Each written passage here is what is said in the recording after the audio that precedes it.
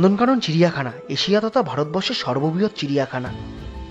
1100 acre জমির উপর গড়ে ওঠা নন্দনকানন চিড়িয়াখানা উড়িষ্যার রাজধানী ভুবনেশ্বর থেকে মাত্র 25 কিলোমিটার দূরে অবস্থিত, যার মধ্যে রয়েছে অসংখ্য পশু পাখি।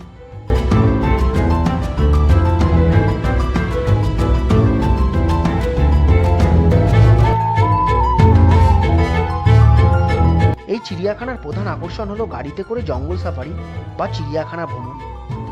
দেশি বিদেশি মিলিয়ে প্রত্যেক বছর প্রায় 25 থেকে 30 লক্ষ মানুষের আগমন ঘটে এই চিড়িয়াখানায়। নন্দনকানন চিড়িয়াখানা সমগ্র পুরী তথা উড়িষ্যার খুবই একটি বিখ্যাত চিড়িয়াখানা। আজকের ভিডিওতে আমরা দেখাবো কিভাবে আপনারা নন্দনকানন আসবেন, কি দেখবেন, টিকিট মূল্য কত, এই সমস্ত কিছু। এখানে পেছনে আছে ইয়েলো অ্যানাকোন্ডা। চলুন ভিডিওটি শুরু করা যাক। আর ভিডিওটি ভালো লাগলে চ্যানেলটি অবশ্যই সাবস্ক্রাইব করে আমাদের পাশে থাকবেন।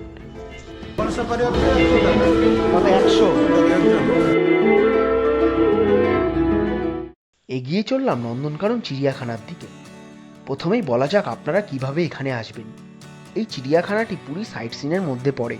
পুরীর সমুদ্র সৈকতের আশেপাশে অনেক ট্রাভেল এজেন্সি আছে, যেখান থেকে আপনারা সরাসরি গাড়ি রিজার্ভ করে চলে আসতে পারেন এখানে। শুধু নন্দনকানন চিড়িয়াখানা নয়, গাড়ি রিজার্ভ করলে আপনাদের সাথে আরও কিছু জায়গা সাইট সিনের অন্তর্ভুক্ত হবে। এছাড়া উড়িষ্যা ট্যুরিজমের গাড়ি চলে নন্দনকানন চিড়িয়াখানার দিকে, সাথে আরও কিছু সাইট সিন। দাঁড়িয়ে আছি নন্দনকানন চিড়িয়াখানার সামনে। আমার পেছনেই নন্দনকানন চিড়িয়াখানা। প্রবেশ করব চিড়িয়াখানার টিকিট কাউন্টারের এখানে। তো পেছনেই টিকিট কাউন্টার, তো চলুন টিকিট কাউন্টারের ওখানে। টিকিট কাউন্টারের পাশেই রয়েছে বিশাল এক চিড়িয়াখানার গাইড ম্যাপ। এখানে জঙ্গল সাফারি সম্পর্কে বিস্তারিত জেনে নেওয়া যাক।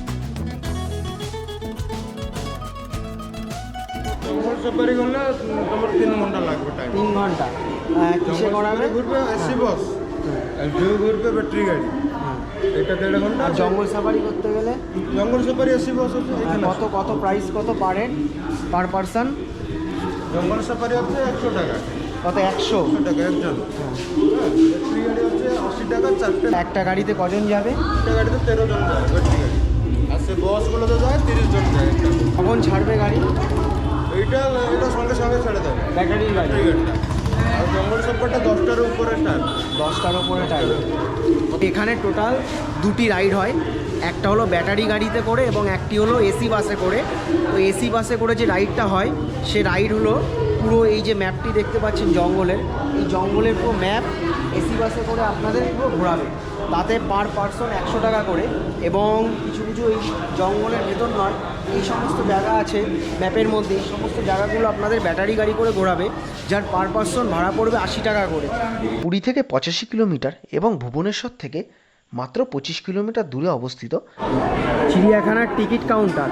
এই টিকিট কাউন্টার থেকে পার পারসন 50 টাকা করে টিকিট আমরা কেটে নেব এখন। টিকিট কেটে নিলাম।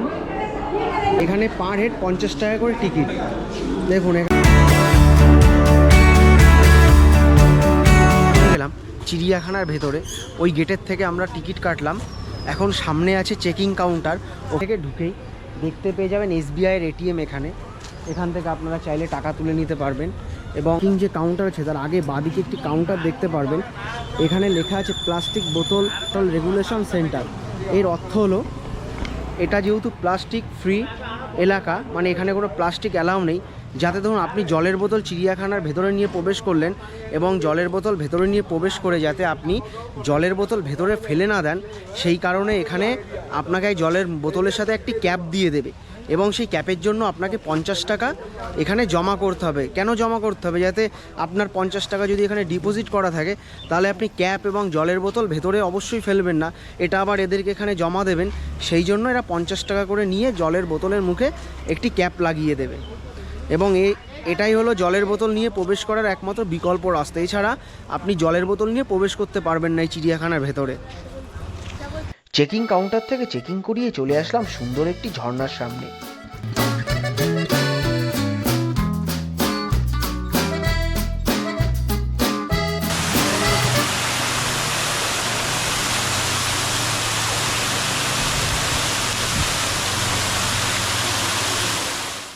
পর্যটকদের সুন্দরভাবে বোঝানোর জন্য রয়েছে এখানে আরেকটি গাইড ম্যাপ।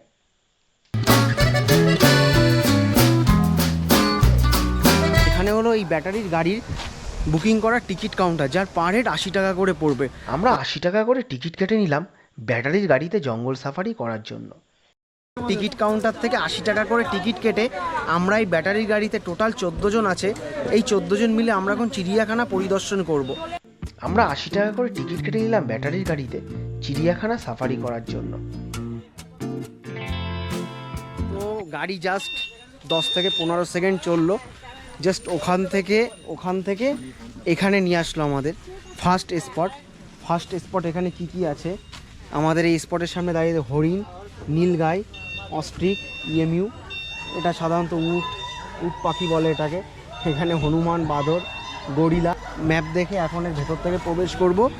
এখানে ঘুরে সামনে আছে আমাদের গাড়ি দাঁড়িয়ে আছে, মানে এই গাড়ি না, অন্য একটি গাড়ি দাঁড়িয়ে আছে। ওদের টিকিট দেখালে ওরা আমাদের এই গাড়িতে তুলে নেবে।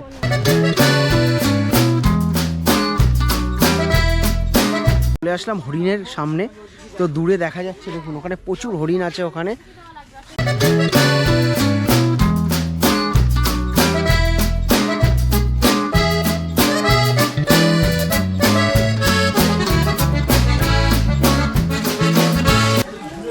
তো এর ভেতরে যেটি আছে তার নাম হলো ওয়াটার মনিটর লেজার্ড।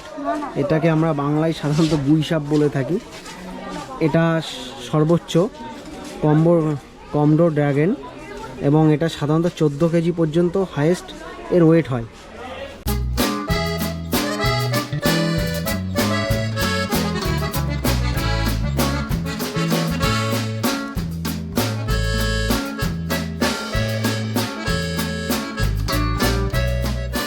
এই রুমের মধ্যে বেসিক্যালি এই যে কাঁচ দিয়ে ঘেরা, এর ভেতরে কিছু হনুমান আছে এর ভেতরে, এখন ঠিক দেখা যাচ্ছে না। এবং এখানে কত রকমের হনুমান, বাদুড়ের কত রকমের প্রকারভেদ হয় সেগুলো সমস্ত কিছু এখানে দেওয়া আছে, ছবির মাধ্যমে সব ডিক্লিয়ার করা আছে। এখানে এই পাঁচিলের এই পাশে হনুমান আছে এবং এখানে সরু সরু যে তার আছে, এই তারে ইলেকট্রিসিটি দেওয়া আছে যাতে হনুমানগুলো লাফিয়ে এই না আসতে পারে। এটা সম্ভবত পাখির খাঁচা ছিল, এখন বন্ধ আছে।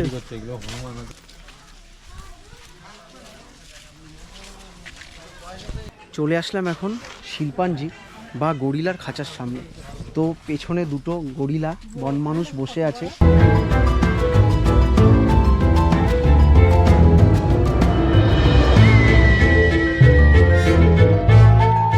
এখন আমরা যে খাঁচার সামনে চলে এসেছি সেটি হলো হিপোপটেমাস বা জলস্থির খাঁচা।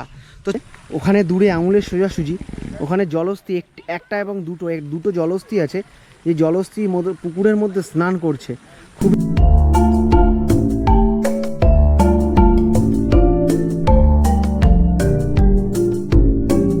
আপনারা ঠিক পেছনে আছে আই লাভ নন্দনকানন, এর ঠিক অপোজিটেই টয়লেট বাথরুম পেয়ে যাবেন। এখানেও একটি গাইড ম্যাপ দেওয়া আছে।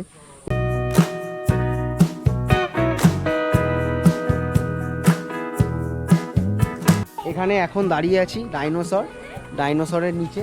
এর ভেতরে সাধারণত সাপের ঘর আছে। প্রবেশ করলাম চিড়িয়াখানা সাপের ঘরের মধ্যে।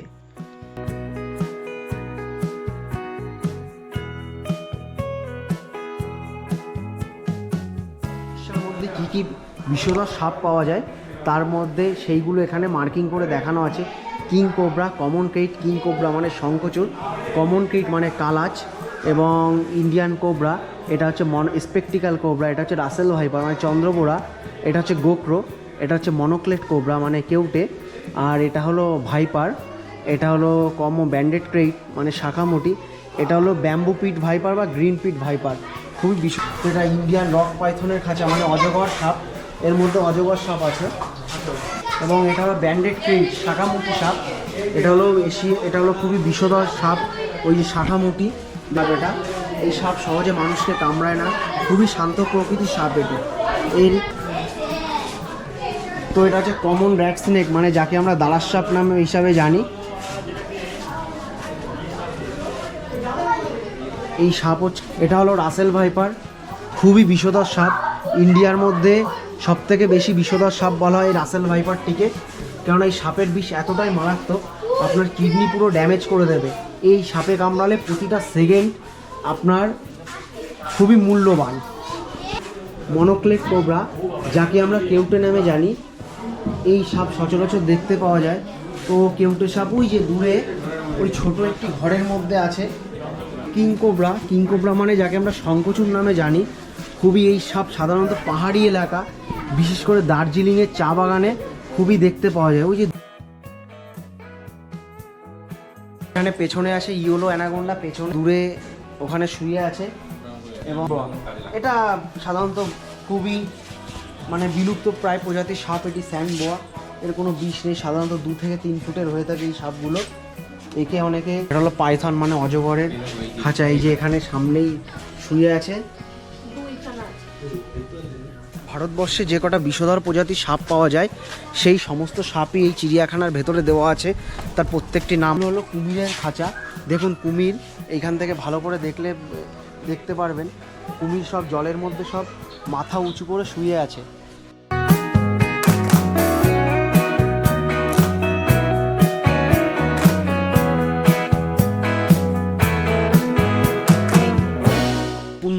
খুবই খোলামেলা একটি চিড়িয়াখানা, আপনারা অবশ্যই আসুন এখানে।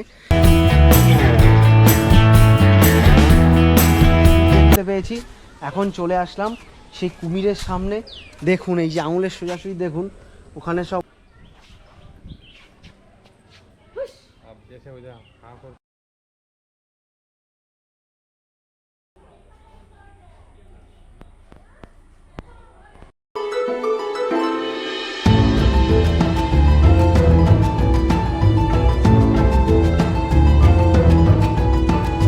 I love Digha, I love north Bengal, যেটা সমস্ত ট্যুরিস্ট পয়েন্টে লিখে দেওয়া হচ্ছে। তো ওই নন্দনকানন চিড়িয়াখানাতেও লিখে দেওয়া হয়েছে আই লাভ নন্দনকানন। কারণ চিড়িয়াখানা সমগ্র পুরী তথা উড়িষ্যার খুবই একটি বিখ্যাত চিড়িয়াখানা। একদিনে অন্তত ঘুরে কেউ শেষ করতে পারবেন না এই চিড়িয়াখানা, এত বড় এরিয়া নিয়ে চিড়িয়াখানা। তো আমরা আবার গাড়িতে উঠে পড়লাম, আমরা আবার নেক্সট যে স্টপেজ সেখানে যাচ্ছি।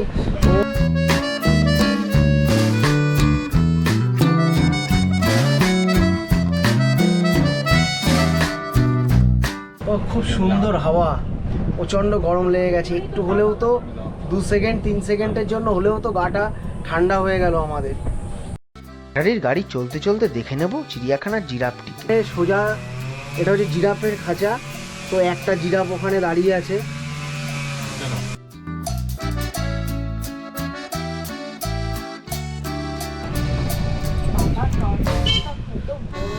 এটা হলো কচ্ছপের সেই পেট, আগের ভিডিওতে আমরা এর নিচে বসেছিলাম।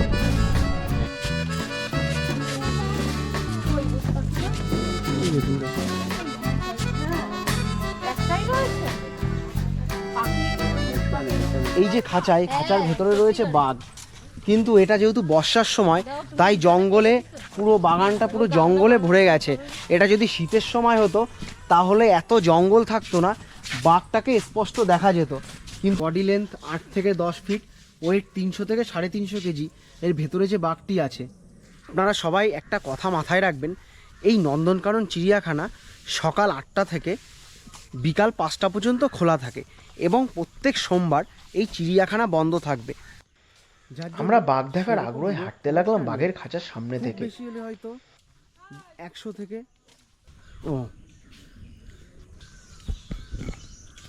ওই দেখুন একটি বাঘ সাঁতার কাটছে জলের মধ্যে।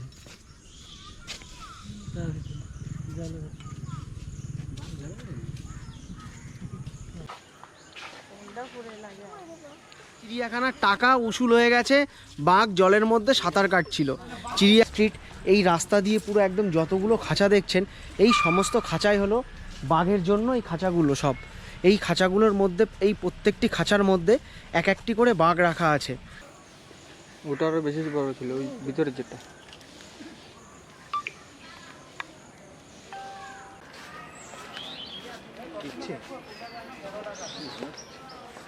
ও কিন্তু বোধহয় বেরোনোর জন্য ছটফট করছে, তাই না? বাঘ দেখে রওনা দিলাম হাতি দেখার জন্য।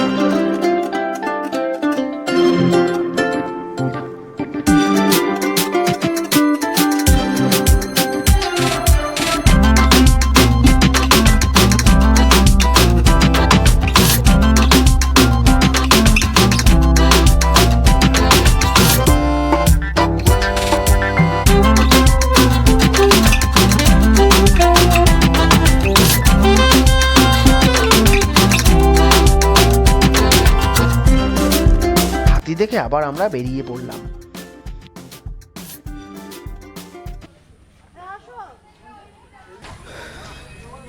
এখানে কোনো রকম পশু পাখিকে ডিস্টার্ব না করার জন্য বলছে, যদি ডিস্টার্ব করা হয়।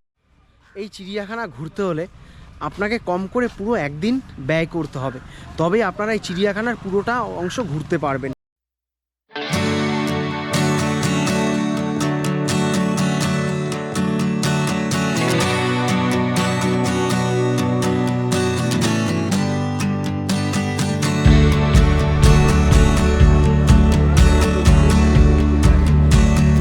দুটি বাঘ শুয়ে আছে, একটি সাদা এবং ব্রাউন কালারের।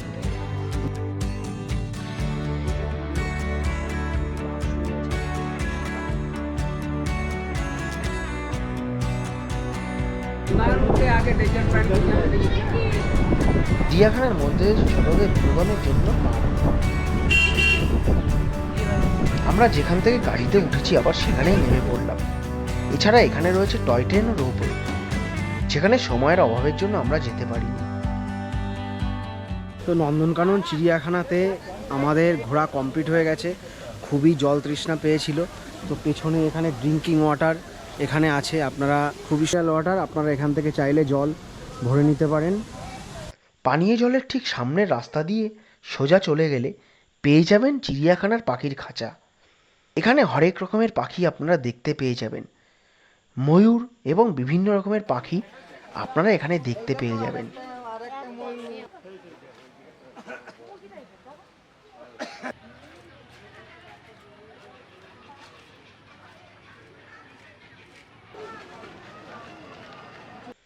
বেরিয়ে যেতে লাগলাম চিড়িয়াখানা থেকে। আপনারা যদি নন্দনকানন চিড়িয়াখানাতে এসে গাইড নিতে চান, তাহলে আপনারা এখান থেকে গাইড নিয়ে নিতে পারবেন। এদের এক একজনের রেট হচ্ছে 400 টাকা করে। এদিকে গেলে পেয়ে যাবেন চিড়িয়াখানার ভেতরে অবস্থিত রেস্টুরেন্ট, যেখানে আপনারা আমি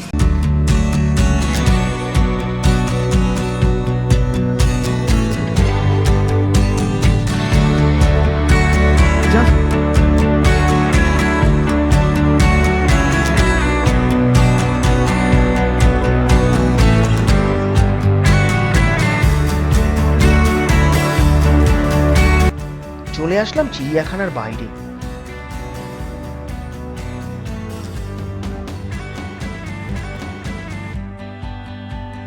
যেতে লাগলাম বাস পার্কিং এর দিকে। তো বাঁদিকে একটি হোটেল, এই হোটেল থেকে আপনারা খেয়ে নিতে পারেন। আসলাম আবার সেই বাস পার্কিংয়ে। জাস্ট রাস্তাটা দেখুন, পুরো কাদা কাদা হয়ে গেছে বৃষ্টিতে পুরো। আজকে দুপুরে আমাদের খাওয়া দাওয়া কমপ্লিট হয়ে গেছে। আজকে দুপুরবেলা খাওয়া দাওয়া করেছি মাছ, ডাল এবং আলু ভাজা।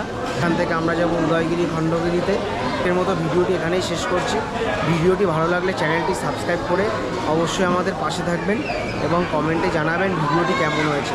আপনাদের সাথে দেখা হচ্ছে পুরীর আগামী পর্বে অন্যান্য স্থান নিয়ে। আপনারা ভিডিওটি দেখতে থাকুন।